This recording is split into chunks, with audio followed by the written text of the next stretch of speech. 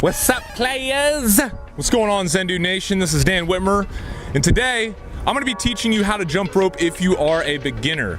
Now, we have released a video on how to jump rope, 6 basic steps. It's linked up. Check that out if you haven't already.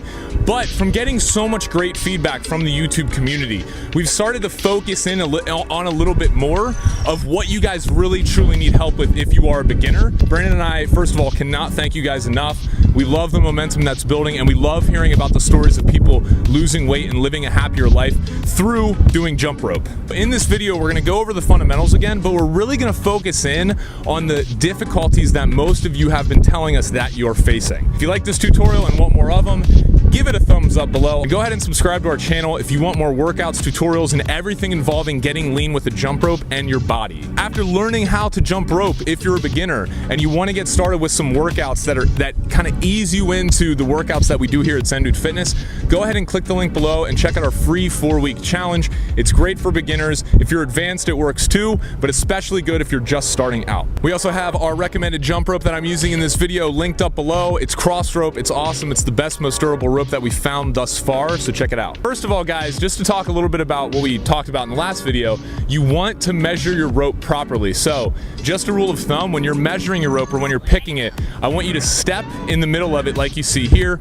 pull it up to the sides, like right under your armpit, and the rope cable should actually be right around the nipple area, the upper chest area. This is a rule of thumb. You want to pick a rope that is 3 feet taller than your height. So I'm 6'3", so every rope that I use is right around 9 feet 3 inches. As you can see here, as I'm just doing regular bounce, I'm up on my toes. My feet are not coming more than an inch or two off the ground. My knees are bent slightly, cushioning my impact so my joints don't get hurt. My elbows are in, and my hands are jutting out to the sides of my hips, and my wrists are controlling everything. Now, a mistake that most people make when starting out that we get a lot of feedback about is they do 2 jumps, as you see here, for every time the rope swings around. I want you guys to get rid of this mentality and start. It's the easier way to jump rope, but it's not the correct way. And if you start off doing that, it's gonna be a lot harder to get yourself into just doing 1 skip for every rope turn. Okay, so what I want you guys to do is start off by just hopping. 1,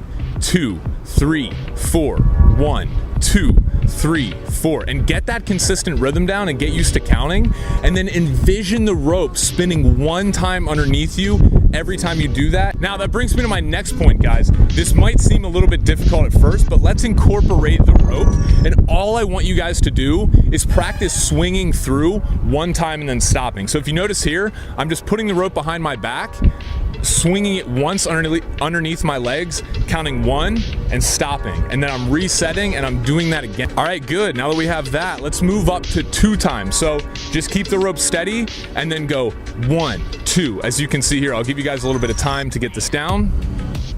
And as you see here, I'm just going 1, 2, and then stopping. 1, 2, and then stopping. Good, guys. Now I want you to move up to 3. 1, 2, 3, and stop.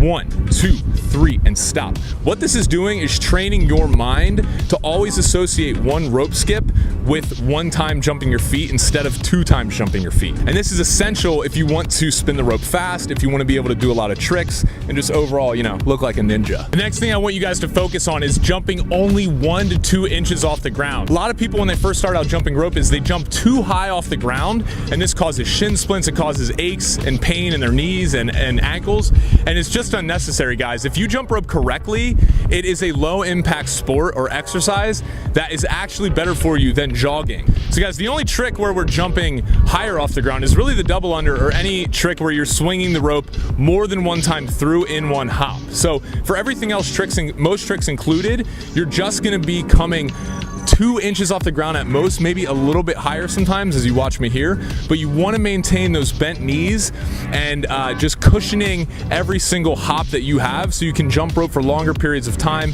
without any pain. So guys, I want to talk about your arms. Now, a lot of people, when they start out jumping rope, they have these very stiff arms, as you can see here in this footage. And what this does is it does not allow the rope to be tight when spinning around them. So they're really working their shoulders super hard. But the problem is there's no forearm or wrist action, so the rope is not spinning around tight.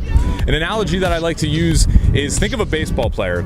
If there's a pitcher and he has a ball like this and he's throwing it with a straight arm, First of all, he's not going to be able to throw it that hard, and he's probably not going to have that much accuracy, as opposed to if he winds up like this and coils it and kind of spins his arm around and throw it. You can throw it much faster if you bend your arm.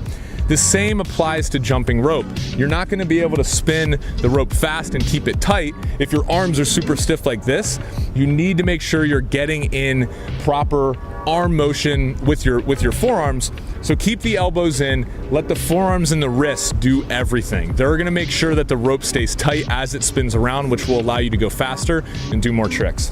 Which brings me to the wrists. The most important part that anyone can focus on when jumping rope as a beginner is your wrist. Now, if I turn to the side angle here, you can see this little range of motion going on with my wrists. Just pretend that my wrist socket right here is just a ball bearing, and that is swinging the rope around. That's how you keep it tight, and that's how, if you notice here in this footage, it looks like I'm pretty effortlessly spinning the rope super fast. It's all my wrists. I'm treating my wrist just like a ball bearing while slightly bending my arms at 90-degree angles to keep the rope tight. Putting all this together, when you start out practicing, I think it's super important for beginners not to go 5 to 6 times a week like Brandon and myself do now, and like many of our other advanced jump ropers do. I'd recommend, like I said, starting out with the 4-week challenge and just doing 2 to 3 workouts per week and having at least 1, maybe 2 rest days in between your workouts to save your body from the pain or some of the shin splints and aches that can come along when you're starting to jump rope.